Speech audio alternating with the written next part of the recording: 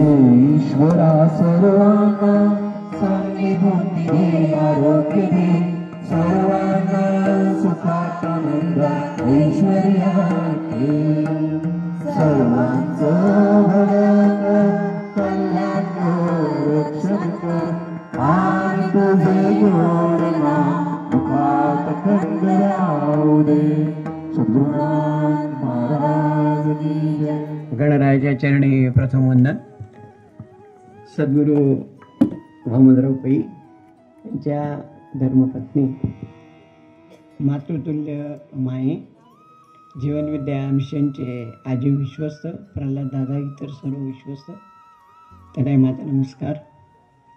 या ठिकाणी उपस्थित सर्व मान्यवर, अनेक प्रबोधनकारू आहेत, त्यांना माझा नमस्कार. अनेक या गावचे पोलीस पाटील या ठिकाणी उपस्थित आहेत, त्यांना माझा नमस्कार. आपण श्रोतेजन हो, आपण इथे आलाय, आपणा सर्वांना माझा नमस्कार. गमतीचा भाग म्हणजे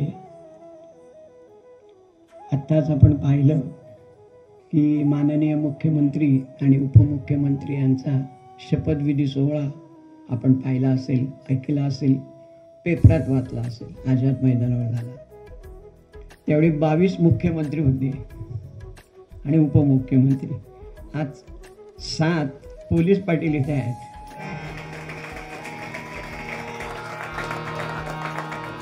राज्याच्या दृष्टीने मुख्यमंत्री, गावाच्या दृष्टीने सरपंच आणि पोलीस पाटील महत्त्वाचे.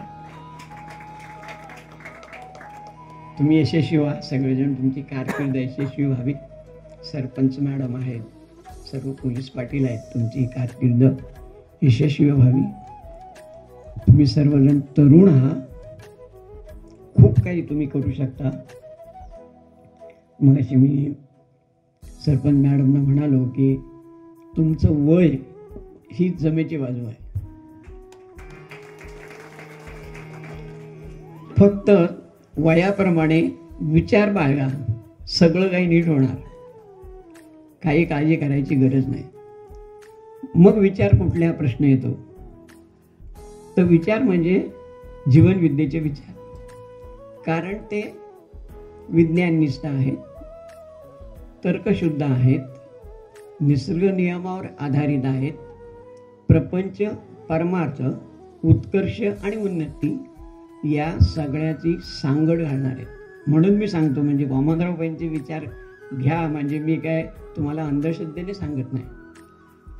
तर त्याच्यातलं गुपित हे आहे, माणसाला दोन्ही पाहिजे, उत्कर्ष पाहिजे, उन्नती पण पाहिजे, समृद्धी पाहिजे आणि अध्यात्म पण पाहिजे, ईश्वर पण पाहिजे, ईश्वर पण पाहिजे, आणि ऐश्वर्य पाहिजे, ईश्वर पण पाहिजे, देव पण पाहिजे आणि देह पण पाहिजे, पैसा पण पाहिजे, पुण्य पण पाहिजे.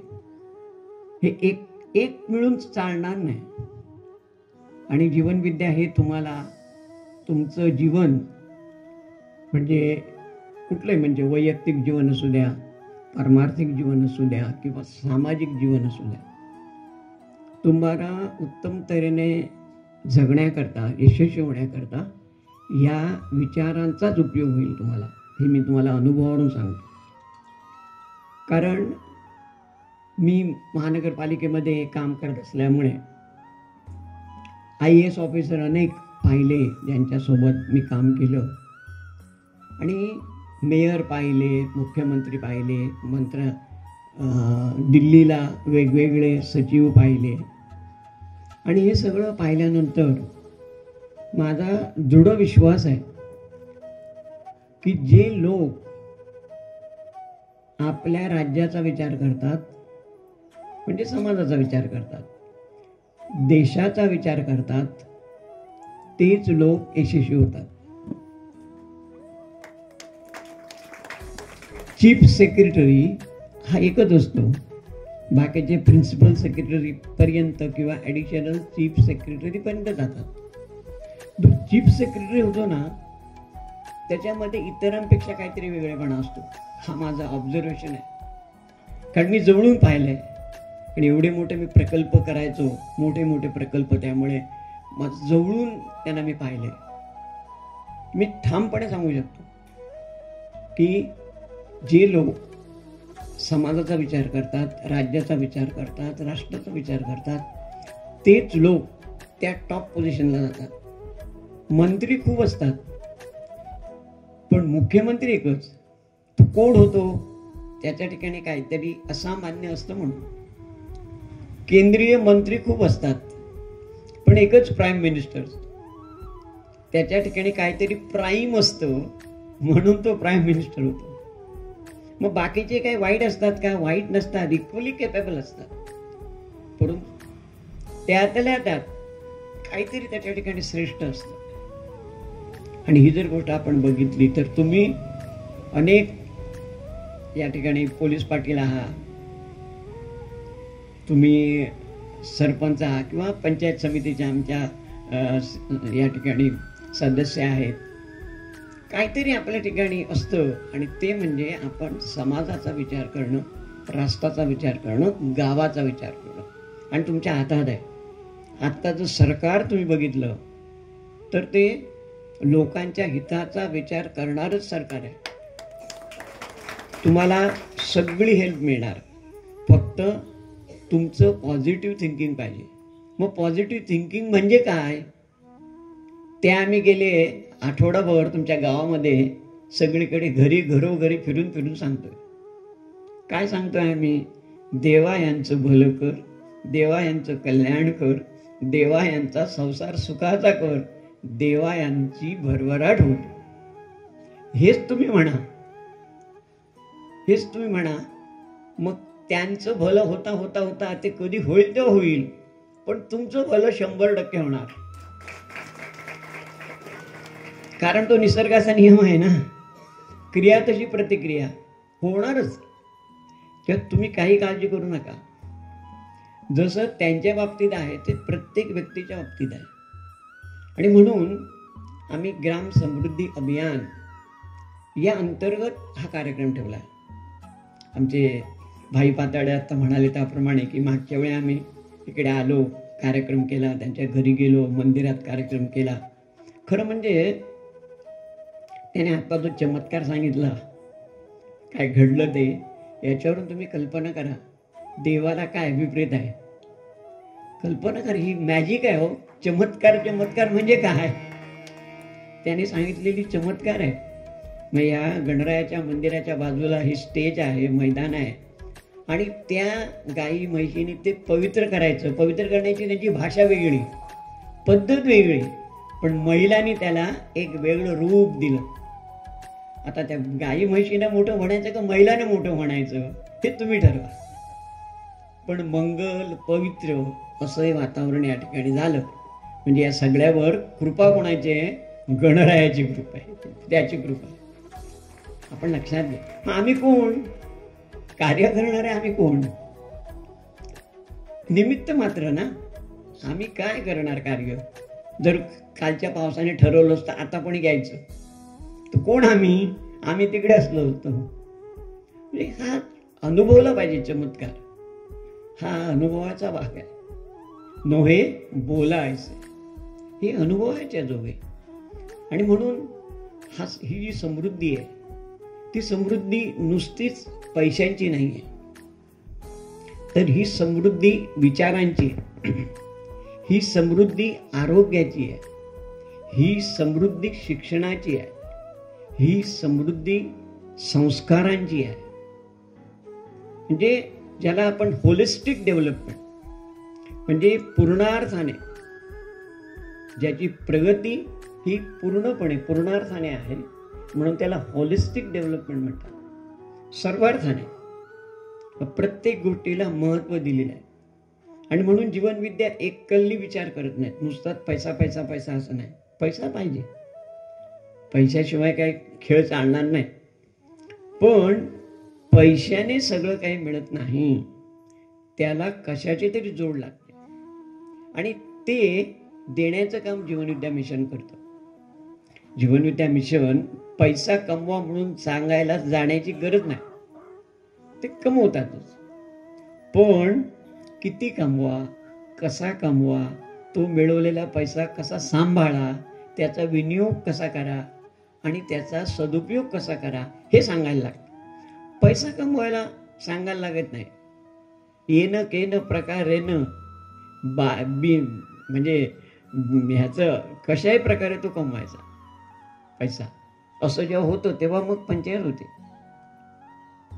मग पैसा कमवायचाच, परंतु तो किती कमवायचा, कसा कमवायचा, सांभाळायचा कसा आणि तो राखायचा कसा. उडवता पण येतो ना पैसा, मिळवला उडवला म्हणजे त्याला मर्यादा नाही. आणि म्हणून जीवनविद्येच्या विचाराने पैसा कमवला पाहिजे. म्हणून आपण नोकरी, धंदा, व्यवसाय हा प्रामाणिकपणे करायचा. म्हणजे आपल्या वाट्याला जी संपत्ती येते ती सत्कर्माने आलेली असते, सन्मार्गाने आलेली असते, चांगल्या मार्गाने आली असते. त्यामुळे तो पैसा आपल्या जीवनात पुरतो, कधी कमी पडणार नाही. कधी कमी असतील, वाटताना वाटेल माझ्या खात्यात एवढेच पैसे आहेत, पण तुमच्या आयुष्यात प्रॉब्लेम येणारच नाहीत. आणि वर्षाच्या शेवटी लक्षात येईल, अरे पैसे उरले, कारण ते पुण्याने कमावलेले होते. पण नाहीतर अमाप पैसा माणसाकडे मिळतो, अमाप खर्च करतो आणि वर्षाच्या शेवटी कर्जबाजारी असतो. हा श्रेष्ठ का हा श्रेष्ठ, आपण लक्षात घ्या. म्हणून जीवनविद्या तुम्हाला समृद्धी जेव्हा सांगते तेव्हा ही विचारांची समृद्धी. म्हणून आपण जेव्हा पाहतो की शांती सुखाचा राजमार्ग हा माणसाला समजून घेतला पाहिजे. मग राजमार्ग आहे तरी कशामध्ये? हा राजमार्ग कशामध्ये आहे? तो होलिस्टिक डेव्हलपमेंट करण्यामध्ये. मग गाव असू द्या, तालुका असू द्या, तो जिल्हा असू द्या, राज्य असू द्या, नाही तर राष्ट्र असू द्या, ते होलिस्टिक डेव्हलपमेंट असली पाहिजे. आपण बघा ना, आता आपण एवढे आपली जी प्रगती आपल्या देशाने केलेली आहे, मी कुठल्या पार्टीचा नाही, पण जगामध्ये जो मान आहे आपल्याला आज, तो कशामुळे आहे की आपण सायंटिफिकली डेव्हलपमेंट केली. म्हणून आपण काही करू शकतो. आपल्याला सूर्याला गवसणी घालता येते, चंद्राला गवसणी घालता येते, मंगळाला गवसणी घालता येते, शुक्राला गवसणी घालता येते आणि कितीतरी उपग्रह सोडून आपण इतरावर वास ठेवू शकतो. लोक घाबरतात का भारताला? की आपले उपग्रह सोडण्याची क्षमता एवढी आहे की कोणता देश काय करतो हे आपण पाहू शकतो. त्यामुळे बाकीचे लोक घाबरू नये, कारण आपले सायंटिफिक एवढे विद्वान आहेत. पण त्यांना लिबर्टी दिली, स्वातंत्र्य दिलं की तुम्ही करा.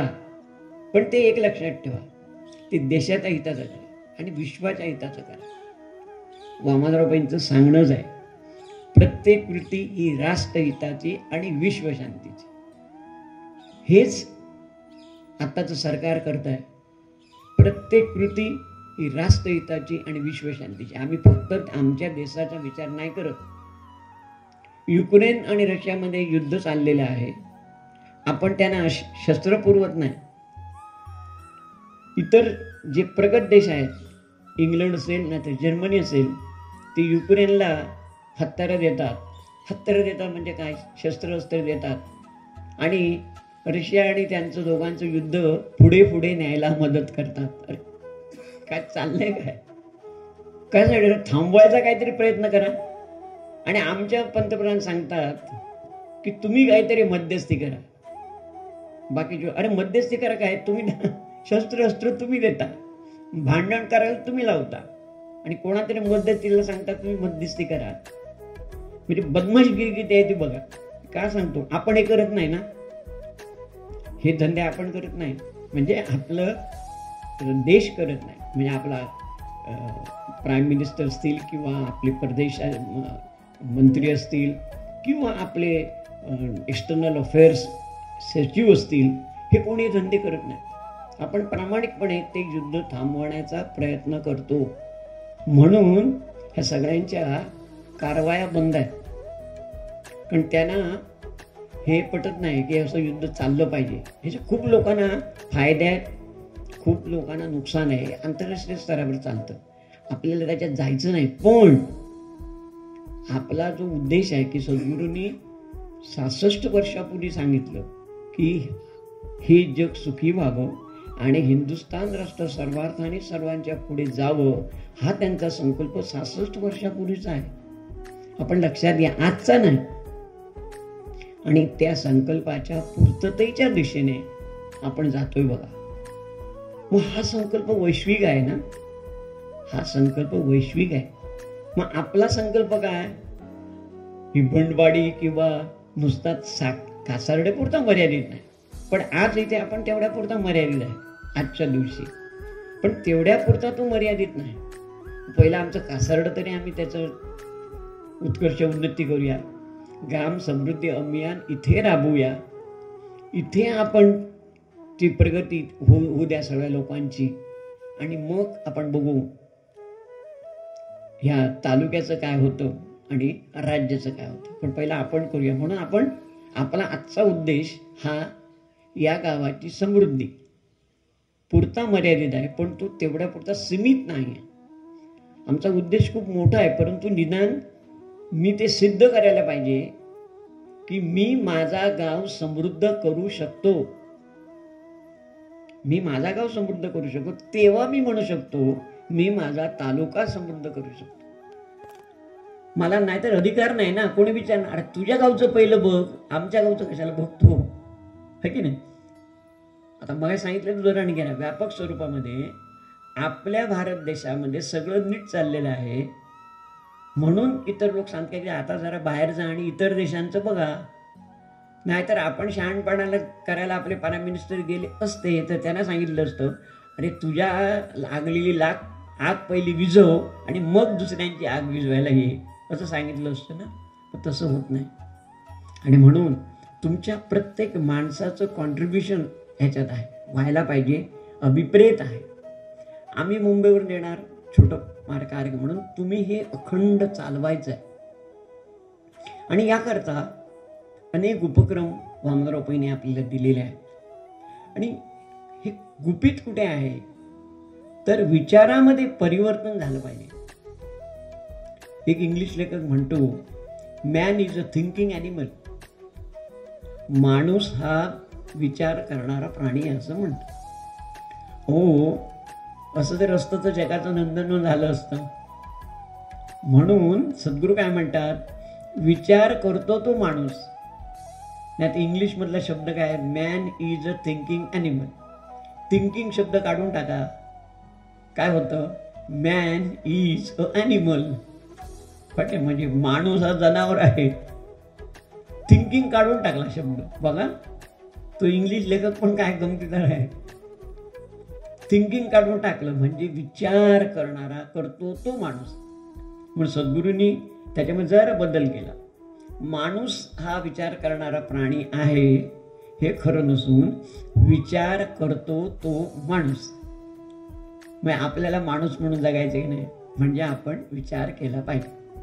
मग कसला विचार करायचा, ज्या विचारात शहाणपण आहे, विवेक आहे. संतांनी सांगितल्याप्रमाणे आपण बारीक त्याचा विचार करत नाही. म्हणून मज हृदय सद्गुरू तेने तारीला हा संसार करू.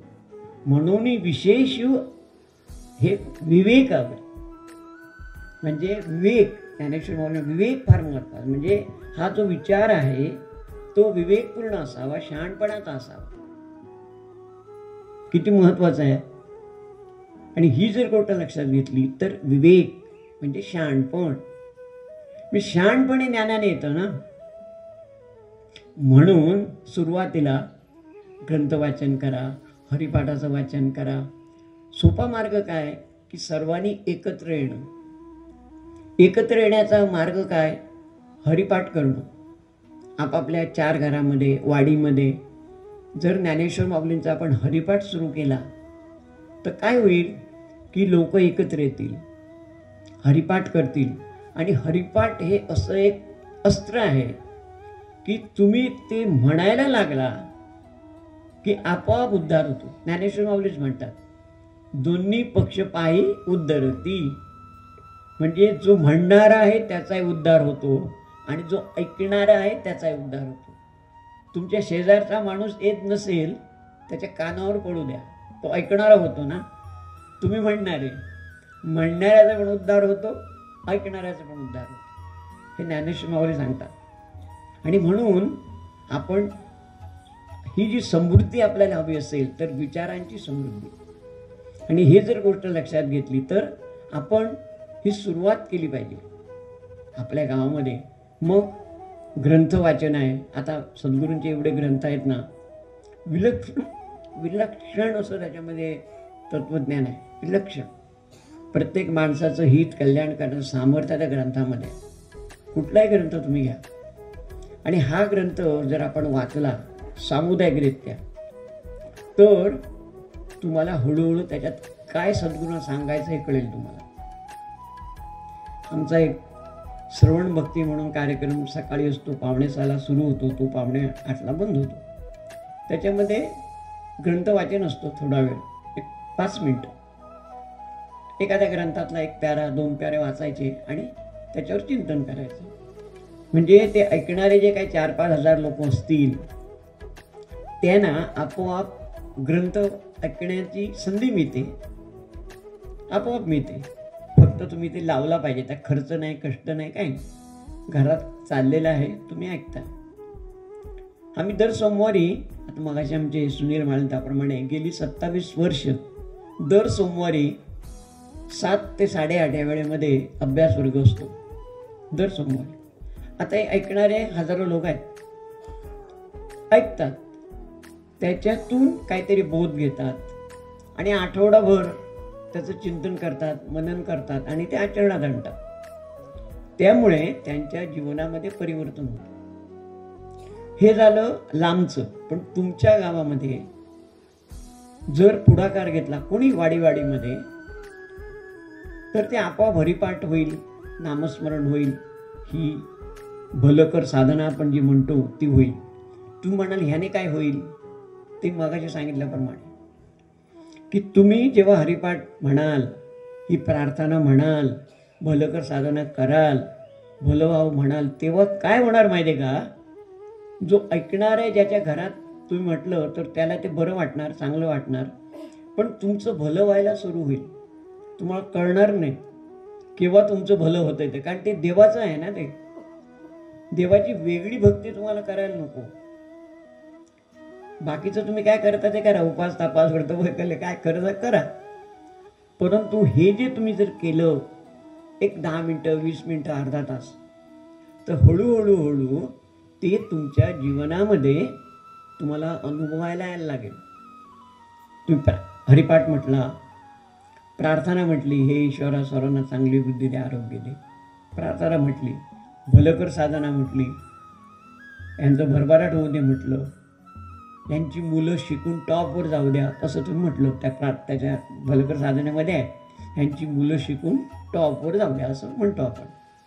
मग त्या घरातले माणसं जातील की नाही जातील माहीत नाही आपल्याला, पण तुम्ही हा वैश्विक विचार केल्यामुळे तुमच्या घरात ते व्हायला लागेल, आपोआप होईल. म्हणून तुमची बराच इथे तरुण माणसं आहेत, त्यांची मुलं आहेत, कोण 10वीला आहे, 12वीला आहे, किंवा कॉलेजमध्ये कुठे कुठे आहे.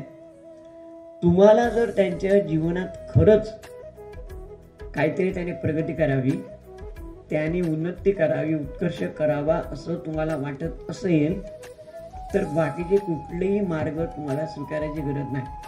फक्त घरात हरिपाठ करा, भलकर साधना म्हणा, एकत्रितपणे भरभराट होऊ दे म्हणा, मुलं शिकून मोठी होऊ दे म्हणा, हे म्हणा, आणि थोडा वेळ तुम्ही द्या ना. घरोघरी फिरा.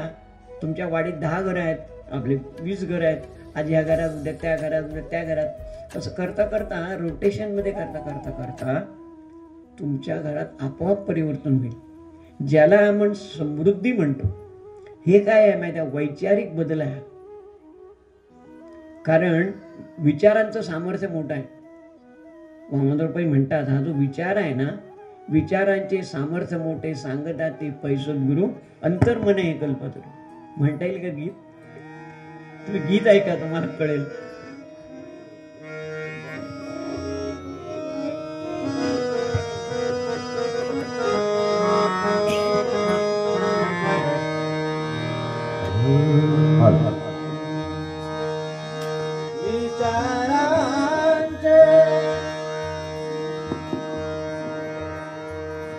विचारात सामर्थ्य मोठे विचारात सामर्थ्य मोठे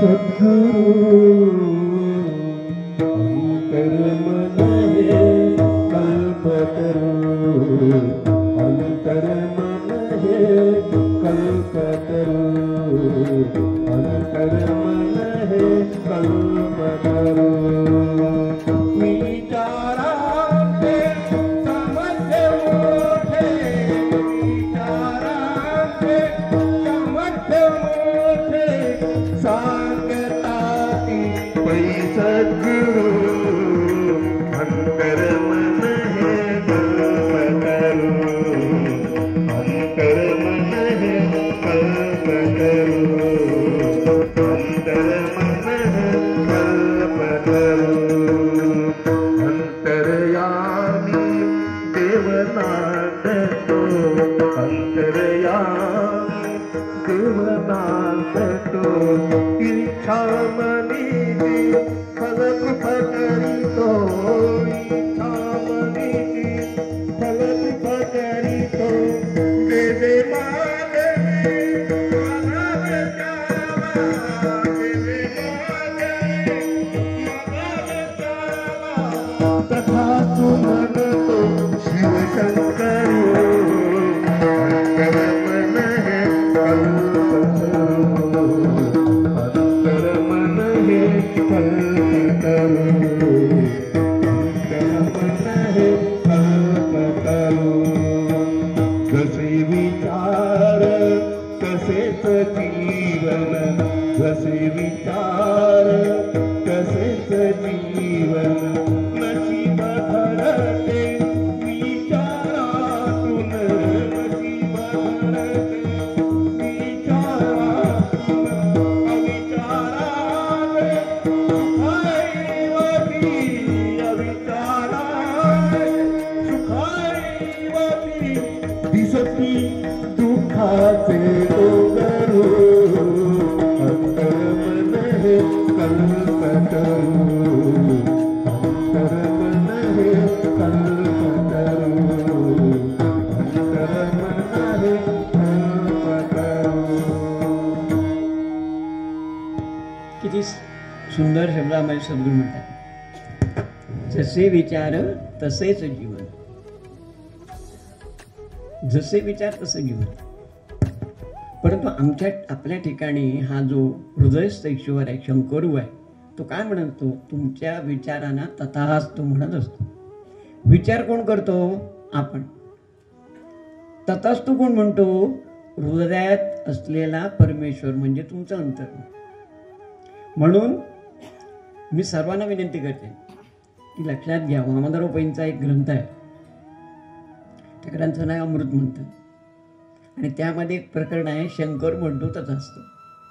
बरं का? तुम्ही हे शंकर म्हणतो तथास्तु प्रकरण 10 वेळा वाचा. बघा, 10 वेळा. कारण एका वेळ वाचून कळणार नाही आणि विश्वास बसणार नाही.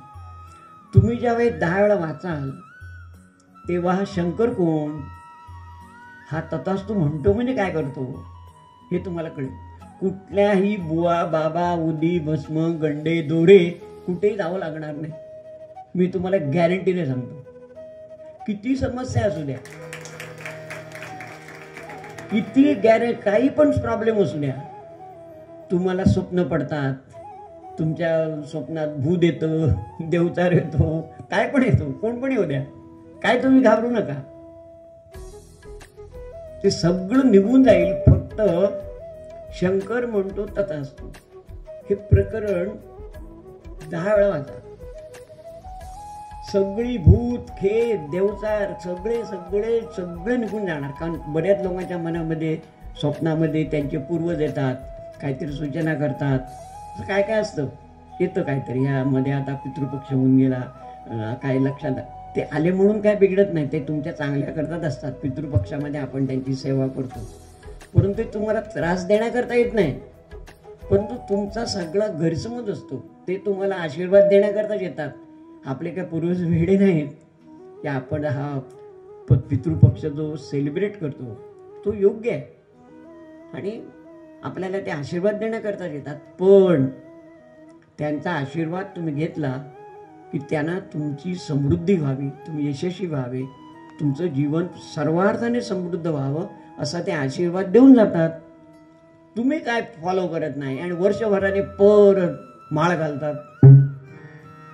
तो म्हणतो अरे केलं काय वर्षभर, मी सांगून आलो होतो ना, समृद्धी कर, यशस्वी हो, नोकरी कर, धंदा कर, अभ्यास कर, काय सगळं तू मनापासून कर. ते केलंच नाही आणि मस्तपैकी माळ घालतो वर्षाने, कर्ज काढून झाला तर मी घालतो. अरे बा मी सांगतो ते कोण ऐकणार. मग हे काय सांगतो हे जर समजायला हवं असेल तर अमृत मंथन हा जो ग्रंथ आहे त्याच्यात पहिलंच प्रकरण शंकर म्हणतो तथास्तु 10 वेळा वाचा. 100% तुम्ही जर तरुण आता ही मुलं आहेत ना, हे जे आत्ता सगळे पोलीस पाटील झाले, सरपंच झाले किंवा काही कुठे क्षेत्रामध्ये तुम्ही काम करत असाल, तुमच्या दृष्टीने ते अत्यंत इम्पॉर्टंट आहे, अत्यंत. कारण हा शंकर तुमच्या हृदयात आहे ना, त्याचा आशीर्वाद आपल्याला घ्यायचा म्हणजे काय करायला पाहिजे. तुम्हाला कुठे जायला नको आणि बाकी काय करायला नको, बाकीची पुस्तकं नंतर वाचा. मी वाचू नका, सगळी सद्गुरूंची पुस्तकं छान आहेत एकापेक्षा एक. पण तुम्हाला कोणाला विचारायला जाऊ नका, बुवा बाबा उदी भस्म गंडे दोरे हात दाखवायला मी आता पोलीस पाटील झालो, पुढे काय माझं, काही विचारायला जाऊ नका. तुम्ही फक्त वामनरावांचा ग्रंथ आहे ना, शंकर म्हणतो तथास्तु, मी तुम्हाला माझ्या 36 वर्षाच्या अनुभवावरून सांगतो. तुम्हाला काहीच लागणार नाही, फक्त तो ग्रंथ वाचा, पहिलं प्रकरण वाचा, चिंतन करा, मनन करा, ते फॉलो करा. 100% तुम्ही एक अद्वितीय असे पोलीस पाटील, अद्वितीय असे सरपंच व्हाल की तुमचा सत्कार हा स्टेट लेवलला होईल. अरे कासारड्याचे सरपंच एवढं पराक्रमी, तुम्हाला इंट्युशन यायला लागेल. मी तर तुम्हाला त्याचं गंमत सांगतो. तुम्ही जेव्हा ते वाचाल ना तर तुमच्या ठिकाणी क्रिएटिव्ह पॉवर तयार होईल. क्रिएटिव्ह पॉवर ज्याला इंट्युशन लागतं, ही कोणाही माणसाच्या ठिकाणी येत नाही. ते क्रिएटिव्ह पॉवर ज्याला म्हणतो आपण, ज्याला इंट्युशन म्हणतो, ते तुमच्याकडे आपोआप येईल. आणि तुम्हाला कार्य चांगलं कसं करायचं, लोकांच्या कल्याणाचं कार्य कसं करायचं, त्याच्याकरता फंड कुठून आणायचे, त्याचा विनियोग कसा करायचा, हे तुम्हाला आपोआप समजायला लागेल. आणि तुम्ही योग्य ठिकाणी जाल, योग्य माणसाकडे जाल, योग्य ठिकाणी तुम्हाला फंड मिळतील, त्याचा योग्य ठिकाणी विनियोग होईल आणि you will be a successful person. याकरता काय वेगळं तुम्हाला करायचं नाही आहे. वामनराव पैंचे हे जे विचार आहेत ना, हे सगळ्या स्तरावर उपयोगी आहेत. इथे काय होतं मी तुम्हाला सांगतो, अडचण आपली होती की कधी कधी आपल्याला हे पटत नाही. अरे एवढं सोपं आहे का असं वाटतं आपल्याला. कारण आपल्याला ना उदी भस्म गंडे दोरे, प्रसाद लावा, देवाला भेटा, नमस्कारा, इकडे जा तिकडे जा, अशी सवय लागलेली परंपरेने. जाण्याविषयी काही नाही, तीर्थयात्रा जरूर करावी, परंतु आपलं कल्याण करण्याचं सामर्थ्य आपल्या ठिकाणीच आहे. कारण हृदयस्थ ईश्वर इथेच आहे ना. देव देव म्हणून व्यर्थ का फेरसी, देवा नाही रूप, देवा नाही नाव, देवा नाही गाव कुठे काही. ज्ञानदेव म्हणे भजा आत्मदेवा, अखंडित सेवा करा त्याची. आता ज्ञानेश्वर माऊली सांगतात म्हणजे अजून काय पाहिजे. ते म्हणतात त्याला गाव कुठे, तो पंढरपूरला समजू नका. त्याला नाव म्हणजे विठ्ठल एवढंच आहे, तेवढ्या पुरतं मर्यादित नाही. विठ्ठल आहे पण तो विठ्ठल इथे पण आहे. देवा नाही रूप, त्याचं अमुक एक रूप आहे असं समजू नका. गणरायाचं रूप आहे, तो अनंत रूपे आहे ना, अनंत रूपे अनंत वेश प्रकट आहे. एकाच रूपात त्याला कशाला सीमित करता. तो दत्त आहे, तो विठोबा आहे, तो गणपती आहे, सगळं तोच आहे. पाहण्याची दृष्टी असली पाहिजे. म्हणून ज्ञानेश्वर माऊली म्हणतात देवा नाही रूप, देवा नाही नाव. एकच नाव कशाला देत आहे, सगळी नावं द्यायची आहेत ना, त्याला सीमित कशाला करताय. देवा नाही गाव, अरे तो इथे पण आहे. हा गणपती राया हा पण देव आहे. आणि सिद्धिविनायक जे लोक तिकडे मोठी मोठी लाईन लावतात कुठे प्रभादेवीला, तिथे पण आहे. आता तोच पावणार का, हा नाही पावणार, हा पण पावणार. तुमचा बघण्याचा दृष्टिकोन काय आहे. अमिताभ बच्चन आपलं बिनचपलाचा जातो तिकडे, लोक पण जातात. महाराष्ट्राचे मुख्यमंत्री जाऊन त्याला पाणी पाजतात. अरे काय करायचं आहे, दूध पाजतात. मुख्यमंत्री दूध पाजतो. मी त्यावेळी वरळीला काम करायचो, ऑफिस माझं समोर, आणि वर शंकराची पिंड आणि वर गणपतीचं मंदिर आहे एकदम समोर, उंचावर असं. तर हे बोंबाबोंब झाली, गणपती दूध पितो, गणपती दूध पितो. मग लोक आमच्या ऑफिसमधल्या बायकांनी रजा काढ म्हणा, आम्हाला 1 तास द्या. कशाला म्हणा, आम्ही दूध पाजून येतो. मुलावर दूध पाजतो कशाला हो, दूध वेडी बिडा आहे काय? नाही, मुख्यमंत्री गेले ना, मुख्यमंत्री गेले. अरे मुख्यमंत्र्यांना आपण जायला पाहिजे. आता गेल्या, पाजून आल्या, गणपती पाजून आल्या. आता झाल्यानंतर त्याने काय 4 पैसे खर्च केले. नंतर काय झालं, संध्याकाळी आहे ना, तिकडे तो पुजारी आहे, तिने एक भांडं ठेवलं होतं, ते सगळं दूध आहे ना त्या भांड्यात आलं आणि तो विकायला बसला तिकडे संध्याकाळी. मी जाताना आमच्या गाडीवर बघा, तो विकतोय. तुम्ही जे दूध तिकडे टाकलं ना, तो बघा भैया विकतोय दूध. काय करायचं? अरे मी सांगतो जाऊ नका. मी त्यावेळी जेवण येतच होतो, मला माहित होतं गणपती दूध बीत काय पिणार नाही. मुख्यमंत्री करतो म्हणून आपण करायचं, गडबड आहे ना. म्हणजे राजकारणी लोक करतात म्हणून आपण बसतो. देवाने बुद्धी दिली ना, कसा पिईल? ती कॅपिलरी ऍक्शन आहे ना, वैज्ञानिक दृष्टिकोन विचारच करत नाही म्हणून. ते कॅपिलरी ऍक्शन आहे ना, तू कोण विचार करत नाही. म्हणजे कोणाला मी दोष देत नाही, पण लक्षात घ्या, असं फसू नका. ते लोक करतात मग तुम्ही करायचं. मग डोळे म्हणून वामनराव पैंची ग्रंथ वाचा. परमेश्वर म्हणजे काय हे समजून घ्या. मग टू बिगिन विथ, सुरुवातीला शंकर म्हणतो तथास्तु हे प्रकरण तरी वाचा आणि मग कळेल हा परमेश्वर कसा आहे आणि आपल्या जीवनामध्ये तो त्याचं कार्य काय. मग हे सगळं करत असताना तुम्हाला पुण्य मिळेल, भरपूर पुण्य मिळेल. मग सावध कुठे राहायचं बघा. तुम्ही आयुर्वेदिक औषधं घेता किंवा डॉक्टरकडे गेला, ते ॲलोपॅथीवाले काय तुम्हाला सांगत नाहीत अमुक एक पथ्य पाडा, तमुक एक पथ्य. फक्त ज्यांना हार्ट अटॅक येतो आणि ब्लड प्रेशर असतो, डायबिटीज असतो ना, त्यांना सांगतात पथ्य घ्यायचं. बाकी सर्वसामान्य माणसाला काय सांगत नाही, पथ्य बित्य काय सांगतो. पण आयुर्वेदिक डॉक्टर सांगतो हे करा ते करा. मग पथ्य पाळलं पाहिजे ना, नाहीतर ते औषध लागू होत नाही. वामनराव पै पण तुम्हाला पथ्य सांगतात पाळायला. काय पथ्य? सोपं पथ्य की तुम्हाला जमेल तेवढी नामस्मरण करा, प्रार्थना करा, हरिपाठ करा, जमेल तेवढं भलकर साधना करा. पण एक पथ्य पाळा. काय पथ्य? तुम्ही कोणाचाही द्वेष, मत्सर, तिरस्कार, राग करू नका. एकच पथ्य पाळा. तुकाराम महाराजांनी 350 वर्षापूर्वी सांगितलं, नगडो कोणाही भूतांचा मत्सर, वर्म सर्वेश्वर पूजनाचे. ते बाबडे सदैव गेले वैकुंठाला, आम्ही इकडे आहोत तसे राहिलो. ते सांगून गेले. वामनराव पैर आठवण करतायत. तुम्ही आता मी सगळं वाचन करायचं आहे. अमृतमंथन ग्रंथामध्ये एक प्रकरण आहे बरं का.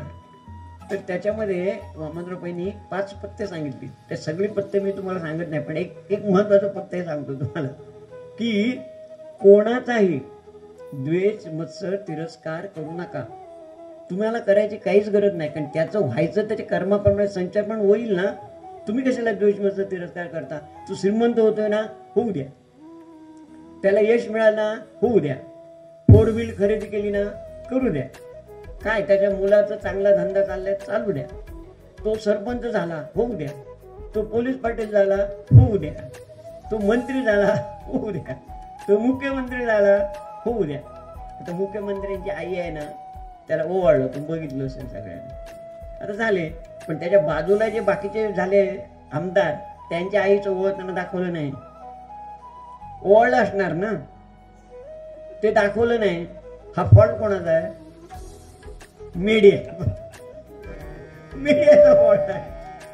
अरे म्हणजे मुख्यमंत्रीच फक्त आई ओवाळते, बाकीच्यांची ओळख नाही काय?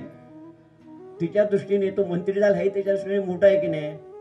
केवढ्या मारामारी करून तो हा झाला, आमदार झाला, मंत्री झाला. तुम्हाला माहिती आहे महाराष्ट्राचं काय, ते मी काय त्याच्यावर भाष्य करत नाही. पण मुख्यमंत्र्यांचं दाखवलं, एकनाथ शिंदेचं का नाही दाखवलं? अजित पवारांचं काय नाही त्यांना दाखवलं? का नाही दाखवलं?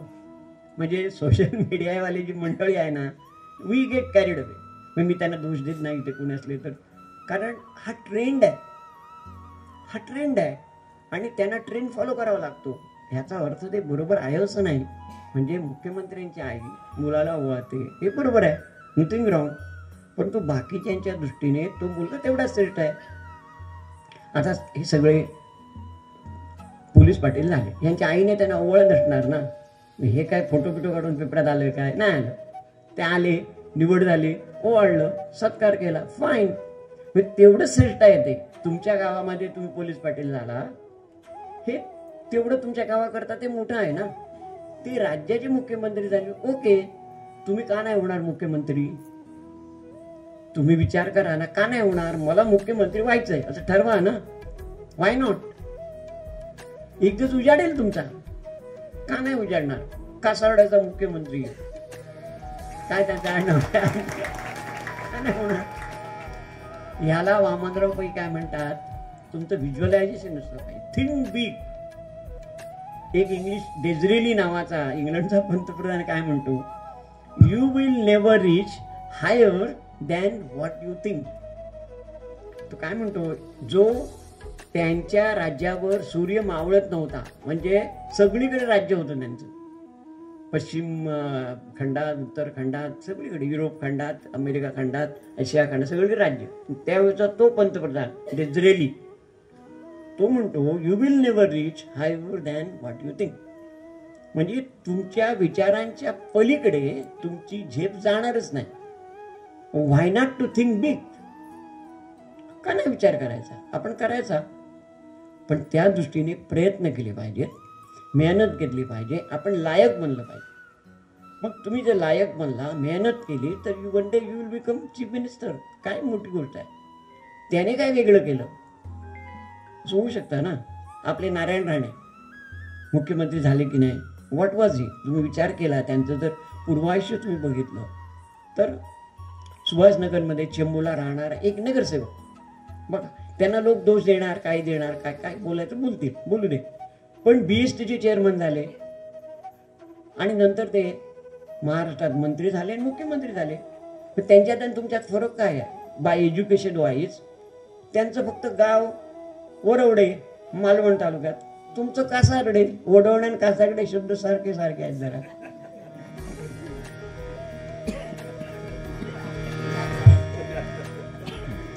गमतीचा भाग सोडला तर पॉसिबल. हे काय मोठेपण, मी करू शकता ना, काय का नाही? Why not? वामनराव पैंनी हा विचार दिला की थिंक बिग. असं लहान थिंकिंग करू नका, मोठं. जर तुम्ही त्या क्षेत्रात उडी मारलीच आहे राजकारणामध्ये, तर थिंक बिग. नोकरी आहे, धंदा आहे, व्यवसाय, ओके, ते विचार करा. म्हणजे मी का सांगतो तुम्हाला, इट इज पॉसिबल.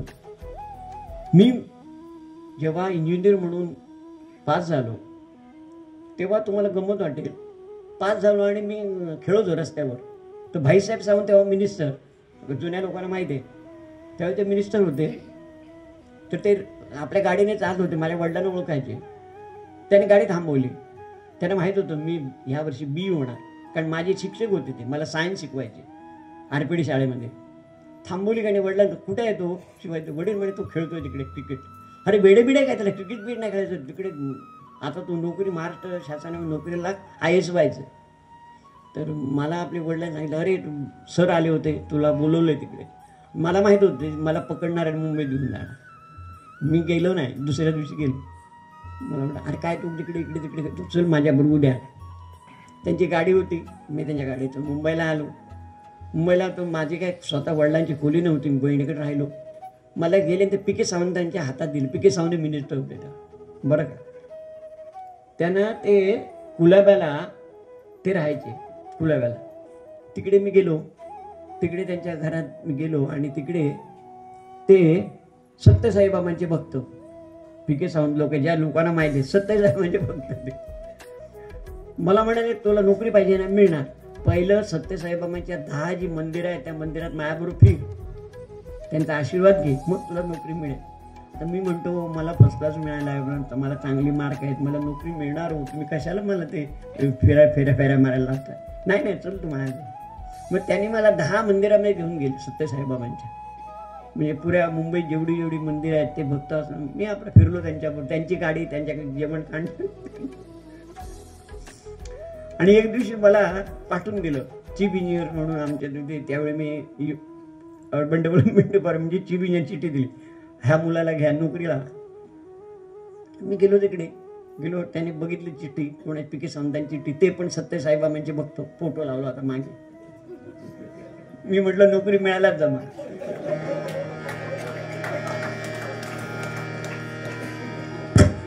नोकरी मिळाली.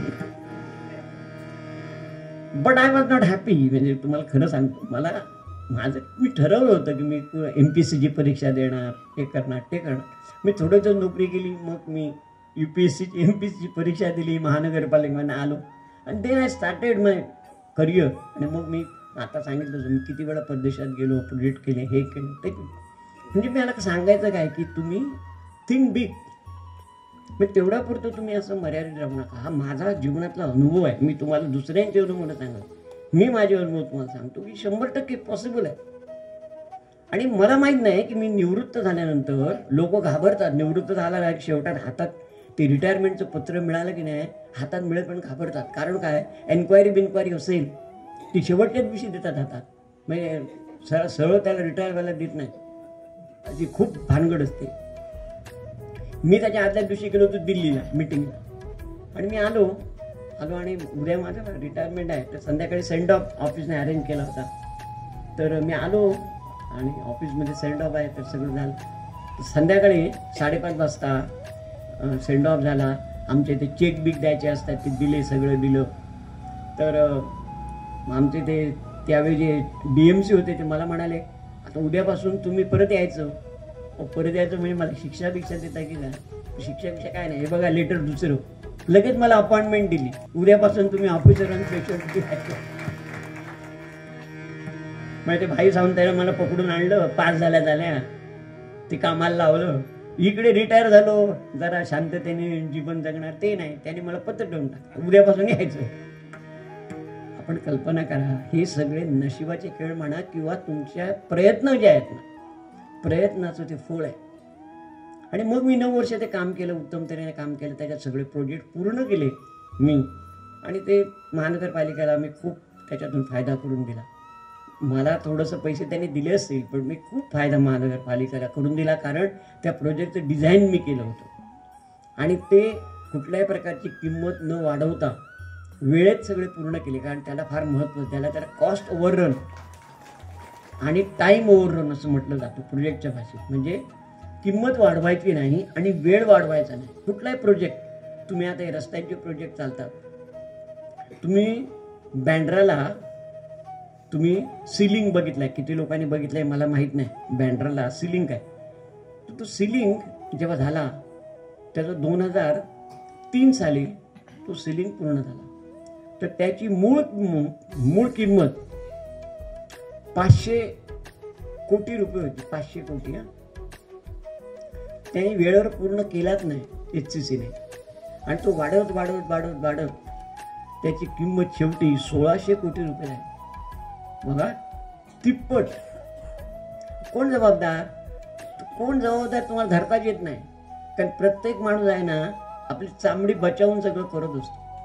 कोणाला पकडणं कठीण असतं. त्याच्यात सगळेजण बरोबर सँक्शन घेतात आणि ते होतं. त्याच्यावर मी भाष्य करत नाही. सांगायची गोष्ट म्हणजे ज्याला कॉस्ट ओव्हररन आणि टाईम ओव्हररन काय असतो हे ह्याच्यावर लक्षात येईल. म्हणजे प्रकल्प 4 वर्ष लेट झाला आणि त्याची 500 कोटीवरून 1600 कोटी रुपये किंमत झाली. बरोबर? म्हणजे आपण विचार करा, जर एखाद्या इंजिनिअरिंग तो कुठलाही प्रकल्प वेळेवर केला तर लोकांना सेवा लवकर उपलब्ध झाली, अधिक दिलेल्या किमतीमध्ये तो प्रकल्प पूर्ण झाला, असं आहे ना. मग त्याचं कोणाला कळत नाही, त्या इंजिनियरने त्याच्यावर किती मेहनत घेतली, कष्ट घेतले हे कळत नाही. पण त्याने नो कॉस्ट ओव्हररन, नो टाईम ओव्हररन केल्यामुळे लोकांचा किती फायदा झाला लक्षात घ्या. एक सेवा सर्व्हिस मिळाली आणि 1000 कोटी वाचले. जर मी माझ्या वाट्याने प्रोजेक्ट मी केले नसते तर काहीतरी कोळवाटा काढून त्या सुटलो असतो. पण मला सुटायचं नव्हतं, म्हणजे माझ्या करणारे अनेक लोक होते. मग आम्ही तो वेळेवर पूर्ण केला. मी तुम्हाला का सांगतो की हे मी मोठी गोष्टी सांगतो मोठ्या, पण तुमचं जीवन सुद्धा तसंच आहे ना, छोटी गोष्ट सुद्धा मोठीच असते ना. तर हे विचारात घेतलं तर महत्वाचं की कोणत्याही परिस्थितीत कोणाचाही द्वेष, मत्सर, तिरस्कार होऊ नये. हे पथ्य बाळा. तुमच्या आयुष्यामध्ये तुम्ही जे काम कराल त्याचं जे पुण्य तुम्हाला मिळेल ते पुण्य तुम्हाला आयुष्यामध्ये उपयोगी पडेल. कारण पुण्यच फार महत्वाचं असतं. प्रयत्न तर सगळेच करतात ना. आता बघा, मुख्यमंत्री पदाकरता 3 जण भांडत होते. आता एकच मुख्यमंत्री झाला ना. मग काय प्लस पॉईंट काय होता त्यांचा? काय प्लस पॉईंट? आपले देवेंद्रजी फडणवीस यांचा प्लस पॉईंट काय? एकनाथ शिंदे साहेबांचा निगेटिव्ह मायनस पॉईंट काय? आणि अजितजी पवार यांचा मायनस पॉईंट काय? याचा तुम्ही विचार केला तुमच्या लक्षात येईल की काहीतरी त्यांचे प्लस पॉईंट असल्यामुळे ते मुख्यमंत्री झाले ना. आणि हे 2 उपमुख्यमंत्री झाले. ते काय प्लस पॉईंट आहेत ह्याच्यावर आपण जाऊया नको. पण काही ना मला जर सांगितलं विश्लेषण करायला तर मी करू शकतो, पण ते हा बोलण्याची एक स्टेज नाही. काही ना काही आहे म्हणून ते मुख्यमंत्री झाले की आपण लक्षात घ्या. म्हणजे काहीतरी असतं. मग काहीतरी असतं म्हणजे काय असतं? तर आपण जे कर्म करतो ते ज्या पदावर त्याने कार्य केलं मिनिस्टर असताना ते प्रामाणिकपणे केले असेल, त्याच्यात काही अफरातफर केली नसेल, किंवा लोकांना मदत केली असेल, किंवा त्यांचा संघ हा जो त्यांच्या बाजूने होता त्याने त्याला मदत केली असेल, आपल्याला माहीत नाही. परंतु म्हणून त्यांना 132 जागा मिळाल्या ना. आणि म्हणून ते डिक्टेट करू शकले की मला मुख्यमंत्री व्हायचं आहे, ते झाले. म्हणजे सगळे प्लस पॉईंट आहेत. म्हणजे हे तुम्हाला माहीत असलेल्या गोष्टी नसलेल्या कितीतरी असू शकतात. म्हणून आपण ठरवायचं चांगलं काम करणं आपल्या हातात आहे. लक्षात घ्या. प्रामाणिकपणे काम करणं आपल्या हातात आहे. मनोभावे काम करणं आपल्या हातात आहे. ते करायचं. उरलेलं you leave it to God. म्हणजे काय? तुम्ही सत्कर्म करणं हे तुमच्या हातात आहे. त्या सत्कर्माचं फळ काय मिळायला पाहिजे हे तुम्ही देवावर सोडून द्या. कारण ते मिळणारच आहे. कर्मामध्ये कर्माचं फळच अंतर्भूत असतं. वामनरावांचा सिद्धांत. कर्म तुम्ही केलं की कर्मामध्येच कर्माचं फळ अंतर्भूत असतं. म्हणून कर्म करणं तुमच्या हातात आहे. देवाने तुम्हाला बुद्धी दिली ना, कर्म करा. कर्म कसं करा? प्रामाणिकपणे, मनोभावे, आवडीने करा. त्याचा जो परिणाम आहे तो चांगलाच असणार आहे. Leave it to God. कारण कर्माचं फळ कर्मामध्ये आहे. म्हणून आपल्या जे हातात आहे ते आपण करायचं. आणि ते कर्म करत असताना आपण पुण्य संपादन करत राहायचं. म्हणजे पुण्य संपादन करायचे मार्ग आहेत. सत्कर्म करणं, प्रार्थना म्हणणं, नामस्मरण करणं, किंवा सामाजिक कामं जे आहेत ते आपण करतो. जमेल तेवढी यथाशक्ती इतरांना मदत करणं, सहकार्य करणं. जे जमेल ते. आपण कर्ज काढून काय करायची गरज नाही, पण जमेल ते खूप काही आपण करू शकतो. आणि त्याच्यातून तुम्हाला अगदी थोडं थोडं पुण्य कणाकणाने तुम्हाला पुण्य मिळेल. कणाकणाने मिळेल. पण ते कणाकणाने मिळता ते जमा होईल. आणि जेव्हा तुम्हाला कधी गरज पडेल तेव्हा त्याचा विनियोग करून तो शंकर म्हणतो तथास्तु जो हृदयामध्ये आहे तो ते पुण्य खर्ची टाकेल आणि तुम्हाला यश मिळून देईल. तुम्ही काळजी करू नका. कारण तो तुमच्या हृदयामध्ये आहे. तो तुमच्या हृदयामध्ये आहे. ज्याला तुम्ही चित्रगुप्त म्हणता. तो आपल्याला काय सांगितलं? चित्रगुप्त कुठे स्वर्गात असतो. मेल्यानंतर गेल्या गेटवर एंट्री कोणाला? शिवाजी पालावाले. काय केलं हिशोब दाखवतो. चल नरकात चल, नाही तर स्वर्गात चल, असं आपल्याला वाटतं. हा चित्रगुप्त राहायला जागा कुठे आहे? आपण आता गेलो ना, आपलं यान गेले की नाही, सूर्यावर नाही, चंद्रावर नाही, मंगळावर, चित्रगुप्त राहतो कुठे? आपल्याला गेलं नाही यान तिकडे. आता सूर्याच्या वर कुठे आहे स्वर्ग? सूर्य आहे आपल्या 15 कोटी अंतरावर. आपण त्याच्यापैकी 25-15 लाख गेलो किलोमीटर. मग कुठे आहे तो स्वर्ग? कोणी वाईट वाटून घेऊ नका. वाईट वाटून आपल्या लोकांना वाटतं की तो आहे, स्वर्ग आहे, नरक आहे, पृथ्वी आहे, ओके. कुठे आहे माहीत नाही. माहित नाही. पण आपल्याला ती काळजी पण करायची गरज नाही. आपल्याला गरज काय की हा जो चित्रगुप्त आहे म्हणजे आपलं अंतर्मन, ते सगळे तुमचे हिशेब रेकॉर्ड करतं, लिहून ठेवतं, अचूकपणे, अव्याहतपणे, न चुकता अगदी व्यवस्थित हिशेब ठेवलेला असतो. जेव्हा कधी गरज पडेल तेव्हा तुमचं पुण्य खर्ची टाकून तुम्हाला तो यशस्वी करतो. आणि जर पापच भरपूर असेल तर काय होणार? ते पाप खर्ची टाकतो आणि तुम्हाला यशस्वी व्हायला देतच नाही. मग मी आपलंच सगळं गडबड आहे. म्हणून तो जे चित्रगुप्त आहे तो आपल्या ठिकाणीच आहे. आपलं अंतर्मन हा चित्रगुप्त आहे आणि तो सगळे हिशेब ठेवत असतो. तुम्ही कोणाला काही करा, कोणालाही तुम्ही फसवू शकता, तुमच्या मनाला फसवू शकत नाही. तुम्ही काय करता हे माहित आहे त्याला. तुम्ही काय करताय माहित आहे. त्या बहिर्मनातून अंतर्मनामध्ये तुम्ही केलेलं प्रत्येक कर्म हे रजिस्टर होत असतं. काही त्याच्यात शिल्लक चुकणार नाही. अव्याहतपणे, अचूकपणे त्याचा रेकॉर्ड ठेवला जातो. गरज पडेल तेव्हा तो चित्रगुप्त म्हणजे ते अंतर्मन ते खर्ची टाकतं आणि तुम्हाला एकतर यशस्वी बनवतं किंवा पाप खूप झालं असेल तर अयशस्वी बनवतं. म्हणजे यशस्वी होणारा आम्हीच, अयशस्वी होणारे आम्हीच. खर्च टाकतो पुण्य हे आपलं अंतर्मन किंवा खर्च टाकतो पाप आपला अंतर्मन. फायदे घेणारे आम्ही, कर्म करणारा आम्ही. देवाला कशाला दोष द्यायचा? करता तू, भोगताय तू. आणि हा प्रोसेस आहे, ही प्रक्रिया आहे. तर तुम्ही देवाला फसवू शकत नाही. देव शेवटी आहेत ना, तो हृदयामध्ये आहे. शंकर म्हणतो तर असतो. म्हणून ते प्रकरण वाचा. तुम्ही मग करणार नाही चुकीचं काय. तुम्हाला जेव्हा कळेल ना तुमचं अंतर्मन प्रत्येक कृती रेकॉर्ड करतं, हे जेव्हा तुमच्या लक्षात येईल तेव्हा कधीही तुम्ही चुकीचं वागणार नाही. कारण तुम्ही कोणाला, सासूला फसवाल, सुनेला फसवाल, मुलाला फसवाल, शेजाऱ्यांना फसवाल, मालकाला फसवाल. तुमच्या मनाचं काय? मनाला तुम्ही फसवू शकत नाही. त्याला सगळं माहिती आहे. तोच रेकॉर्ड करतो आणि तोच त्याचा परिणाम तुम्हाला भोगायला पडतो. आणि म्हणून सावधान, म्हणून सावधान. कोणाचा द्वेष, मत्सर, तिरस्कार. तुम्हाला वाटेल त्याला काय कळतं, मी त्याचा द्वेष करतो, मत्सर करतो, तिरस्कार ह्याला सांगतो, त्याला सांगतो. हे काय करू नका. तुमच्या अंतर्मनात सगळं माहीत असतं आणि ते रेकॉर्ड होतं. म्हणून सांगतो सावधान. खूप सावध असलं पाहिजे आपण. प्रत्येक कर्म करताना सावधान. आणि जेव्हा तुम्ही प्रत्येक कर्म करताना सावधान राहाल तर प्रत्येक कर्म हे तुमचं चांगलंच असेल, सत्कर्मच असेल आणि त्याच्यातून तुम्हाला पुण्य मिळेल. पण हे जे पुण्य मिळतं ते द्वेष, मत्सर, तिरस्कार करून ते खर्ची टाकू नका. हे पथ्य पाळा. बाकीचं सोडून द्या.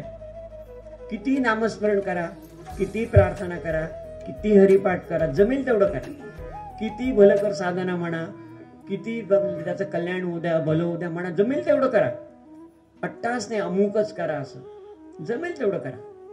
पण हे करत असताना चुकूनही द्वेष, मत्सर, तिरस्कार कोणाचा करू नका. हे पथ्य तुम्ही पाळा. मग जेवढं म्हणून तुम्ही पुण्य मिळवाल ते पुण्य तुमच्या कामी येईल. नाहीतर जेव्हा तुम्ही द्वेष, मत्सर, तिरस्कार कराल तेव्हा तुम्ही कमावलेलं पुण्य त्याच्यात खर्च जाईल फुकट. तुम्ही कमावलं आणि त्या द्वेष, मत्सर, तिरस्कारामध्ये ते खर्च पडलं. सिंपल आहे. म्हणून वामनराव म्हणतात सुखी जीवन जगणं सोपं आहे. म्हणजे सुखी होणं सोपं, दुःखी होणं कठीण. तुम्ही म्हणाल काय सांगताय? आमचा प्रॉब्लेम आहे, दुःखच जास्त आहे. ते तुकाराम महाराज पण सांगून गेले. सुख पाहता जवा पाडे, दुःख पर्वत आहे पुढे. पण जेव्हा त्यांना कळतं ह्याच्यातलं गुपित काय आहे तेव्हा ते म्हणतात की सगळीकडे आनंदी आनंद, सगळीकडे आनंदी आनंद आहे. पण सुरुवातीला ते म्हणतात की बाबा असं आहे, पण नंतर त्यांना कळतं नाही, सगळीकडे आनंदी आनंद आहे. म्हणजे हे कळेपर्यंत. मग आता वामनराव सारखे एक अधिकारी व्यक्ती त्याने आपल्याला सांगितलंय आपण अजून काय त्याच्यावर विचार चिंतन करायचं? लिहिलेलं आहे, लेखी आहे, ब्लॅक अँड व्हाईट आहे, मग ते करायचं, आपण आचरणात आणायचं. आणि म्हणून हे जे सगळं आहे जीवन जगणं हे खरोखरच सुखी होणं सोपं आहे. सुखी होणं हे सोपं आहे. त्याकरता काही करायला लागत नाही. कष्ट, खर्च, उपास, तपास हे तुम्ही करतच करा, पण त्याची गरज नाही आहे. साधं जीवन जगा, पण द्वेष, मत्सर, तिरस्कार नको. जमेल तेवढं प्रार्थना करा, जमेल तेवढी उपासना करा. आणि हे करता करता करता काय होईल माहितीये का? एक घर समृद्ध होईल, दुसरं होईल, तिसरं होईल, चौथं होईल. पूर्ण आयरेवाडी किंवा ही बनवाडी तुम्हाला समृद्ध झालेली दिसेल, काही न करता, काही न करता. मग आम्ही छातीपणे सांगू शकतो की ग्राम समृद्धी अभियान तुम्हाला बघायचं असेल तर तुम्ही कासारड्यामध्ये जा. काही न करता झालेलं आहे. आम्हाला कुठून फंड नाही मिळाले, आम्हाला काय करत नाही. आता देतील, या सरपंच मॅडम आहे, ते पोलीस पाटील देतील फंड, ते देऊ द्या. पण नाही दिले तरी तुमचं काय अडत नाही. तुम्ही स्वतःच श्रीमंत होणार, कारण ते श्रीमंत होण्यास सामर्थ्य तुमच्याकडेच आहे हो, दुसरा कोण काय करणार. मग बघा, प्रत्येक घर श्रीमंत होते, प्रत्येक घर. आणि आमचा हाच उद्देश आहे. घर तिथे जीवनविद्या जावी याचं कारण प्रत्येक घर हे समृद्ध व्हावं सर्वार्थाने, म्हणजे प्रपंच आणि परमार्थाच्या अंगाने, सगळ्या अंगाने ते समृद्ध व्हावं याकरता वामनरावपाईंचा अट्टहास आहे. आणि म्हणून एवढी वर्ष वामनरावपाईंनी हे सगळं तत्वज्ञान लोकांपर्यंत पोहोचवण्याचा प्रयत्न केला. त्यांचं काय त्याच्यामध्ये स्वार्थ नाही. आम्ही नामदार इथे येतो, आमचाही त्याच्यामध्ये स्वार्थ नाही.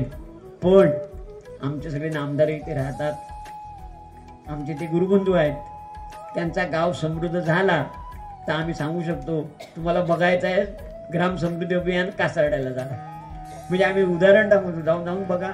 मग काय केलं त्यांनी? त्यांच्या गावात गणपती मंदिर आहे, त्याला नमस्कार करतात दर दिवशी, आणि हरिपाठ करतात, नामस्मरण करतात, शंकर मंडोताचा असतो या ग्रंथाचं वाचन करतात, आणि जमेल तेवढी भलगर साधना करतात. पण कोणाचाही द्वेष, मत्सर, तिरस्कार करत नाही. गाव एकदम आनंदी आहे. द्वेष नाही, मत्सर नाही, तिरस्कार नाही. एकमेकाशी रिलेशन कसं गोड, आदरातिथ्याचं, एकमेकाचा मान सन्मान करणारं गाव तुम्हाला बघायचंय कासारड्यामध्ये जा. त्याकरता प्रत्येक घराचं रोल महत्वाचा आहे. प्रत्येक घराचा रोल महत्वाचा आहे. प्रत्येक घरात जेव्हा तुम्ही कराल तेव्हा मी 100% तुम्हाला सांगतो, म्हणजे मी आता का तुम्हाला सांगतो, मी भांडूप आहे ना, भांडूप, हे भांडूप ह्यामध्ये मी तेव्हा म्हणजे कधी सद्गुरूंबरोबर जायचो. म्हणजे 1989 सालातली गोष्ट धरा, मी तेव्हा मंडळाचा अध्यक्ष होतो. मला सद्गुरूंनी काय सांगितलं, अरे ते भांडूप आहे ना, त्या सगळ्या गल्ल्या गल्ल्या आहेत ना, ते मला काय जाता येत नाहीत, सगळे लोक बोलवतात, तू जा आणि प्रार्थना म्हण. मी या सगळ्यांच्या घरात गेलेलो आहे, विचार आहे, भांडूप प्रत्येकाच्या घरी मी गेलेलो आहे आणि प्रार्थना म्हणायची. एका दिवशी प्रवचन आटोपलं सद्गुरूंचं, काही 10-20 घरामध्ये जायचं, प्रार्थना म्हणायची आणि यायचं. आज प्रत्येक घर, मुलं शिकली, मोठी झाली, त्याच्या घराचं 1+1 केलं, बंगला गेला, आणि ऑल आर हॅपी. हे मी बघितलंय हो. मी तुम्हाला काही दुसऱ्याचा अनुभव सांगत आहे, माझा अनुभव तुम्हाला सांगतो. ज्या ज्या घरामध्ये मी गेलो ते घर आज 1+1 झालंय, बंगला झालाय, मुलं शिकली आणि आनंदी आनंद आहे. म्हणून त्यांना वाटतं की आम्ही जर मुंबईमध्ये एवढे आनंदी आहोत तर कासारड्यामधलं आमचं गाव का होऊ नये, ही त्यांची तळमळ आहे. म्हणून ते इथे आलेले आहेत. काय मिळवायचं नाही त्यांना, काय मिळवायचं नाही हे आपण लक्षात घ्या. आणि म्हणून मला त्यांनी सांगितलं की आमच्या पार्टीने फोन केला, आणि फोन केला, तुम्ही येणार काय?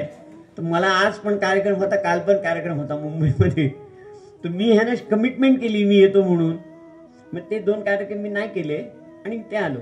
त्याचं कारण एवढंच, आमचे भाई पताडे आहेत किंवा ही सगळी मंडळी आहे ना, आमचे सातवसे आहेत, ही सगळी मंडळी कुठं भेटतील आपल्याला इकडे, आणि हे तर आहेतच आयरे वगैरे. तर म्हटलं जुन्या माणसांना भेटून आनंद वाटतो खूप, कारण का मुंबई झाली भेट होत नाही ना, कार्यक्रम होत नाहीत ऑनलाईन सगळे, तर खूप आनंद होतो त्याचा, लोकांना भेटतो. कारण त्यांच्या सुखदुःखात आपण सहभागी आहोत. त्यांच्या घरात काही आनंद होतो, आनंदाची गोष्ट असते तेव्हा आपण सहभागी असतो. एखादी दुःखद घटना घडली तर आपल्याला जाऊन त्यांचं सांत्वन करणं, बोलणं, ह्याने प्रत्यक्ष भेटल्याने खूप मोठा फरक पडतो. कारण ते मला म्हणतात, सद्गुरूंचे तो शिष्य आहे, तुम्ही आमच्या घरी आला म्हणजे आम्हाला बरं वाटतं. हे ठीक आहे, हा त्यांचा मोठेपणा आहे.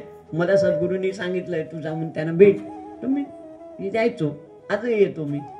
तर हे मला सांगायची गोष्ट की या गावात राहणारे जे लोक आहेत त्यांचं कल्याण व्हावं, भलं व्हावं, त्यांचं हित व्हावं, हे सगळं करण्याकरता आम्ही येतो.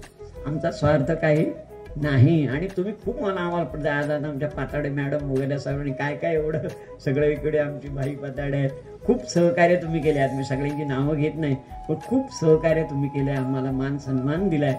आणि आमचा उद्देश एवढा आहे की या गावामध्ये हे जे ग्राम समृद्धी अभियान आहे त्याच्या माध्यमातून गाव समृद्ध व्हावा, सर्वार्थाने होलिस्टिक डेव्हलपमेंट व्हावी, तुमचं आरोग्य सर्वांचं चांगलं व्हावं, शैक्षणिकदृष्ट्या तो प्रगत व्हावा, त्याचबरोबर गावामध्ये व्यसनमुक्ती व्हावी. आणि व्यसन हा एवढा प्रॉब्लेम आहे तरुणामध्ये की कसं बाहेर पडायचं हे कळत नाही. पण मी तुम्हाला आमच्या गावामध्ये मी मगाशी म्हणालो की व्यसनमुक्ती करण्याकरिता 3 पिढ्या लागल्या. 3 पिढ्या म्हणजे माझ्या गावचं तुम्हाला उदाहरण देतो. 3 पिढ्या आणि 3 पिढ्यात प्रयत्न करता करता आज आमच्या गावामध्ये, आमच्या वाडीमध्ये कोणी दारू पित नाही.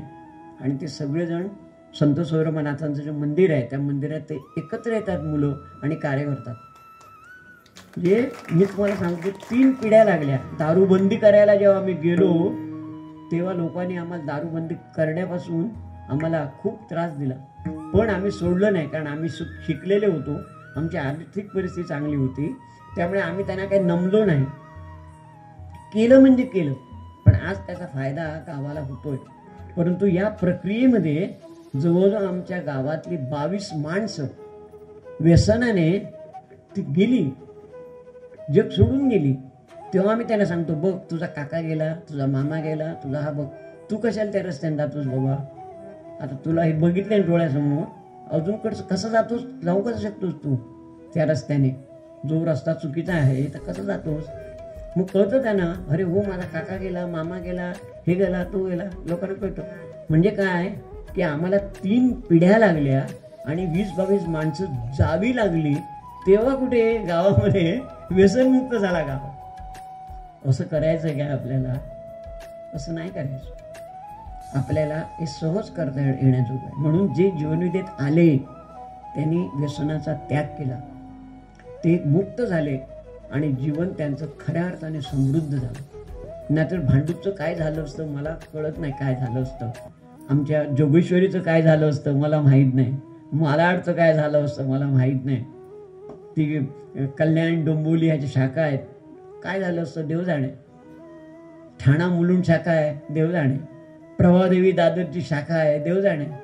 सांताक्रूजमध्ये आमच्या शाखा आहे. मोठ्या मोठ्या शाखांची फक्त उदाहरणं घेतो. काय झालं असतं देव जाणे. खूप लोक होती दारू पिणारी, त्यांनी दारू सोडली, मुलं सुधारली आणि आज त्यांचं जीवन सुखी समृद्ध आणि यशस्वी झालं. हा माझा अनुभव आहे.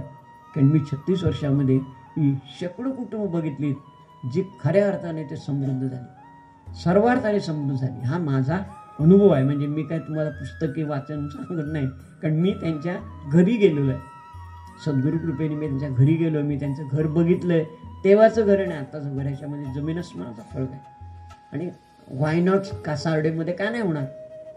होऊ शकतं, फक्त थोडा अट्टहास करायला पाहिजे. जी मोठी माणसं आहेत त्यांनी थोडा प्रयत्न करायला पाहिजे आणि होणार. मुलं चांगली असतात, समजून सांगितलं तर करणार, होणार.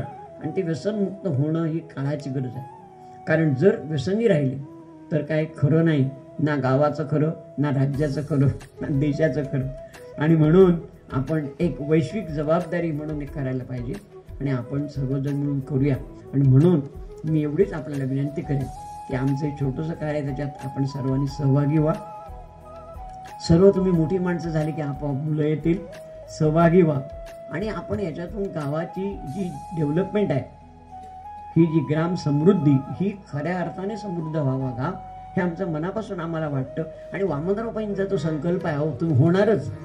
तो आज होईल नाही तर उद्या होईल. तो 100% होणार याची मला खात्री आहे. व्हाय टुमॉरो, व्हाय नॉट टुडे? उद्या कशाला, आज. आणि आज कशाला ना, इथेच. व्हाय नॉट, आजच्या या क्षणी का नको करूया आपण.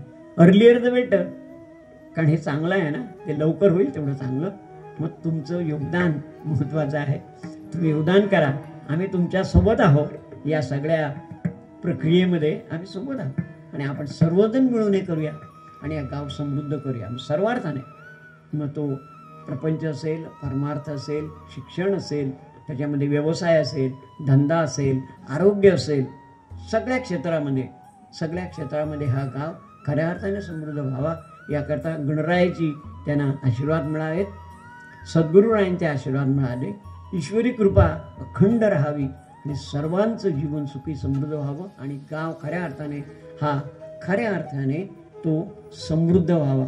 आणि म्हणून या गावामध्ये आपण ग्राम समृद्धी अभियान जे राबवतोय ते फलद्रूप व्हावं, यशस्वी व्हावं अशी मी गणरायाच्या चरणी प्रार्थना करतो, सद्गुरूंच्या चरणी प्रार्थना करतो, ईश्वर चरणी प्रार्थना करतो. इथे सांगतो. धन्यवाद. जय सद्गुरू, जय जीवनदाता.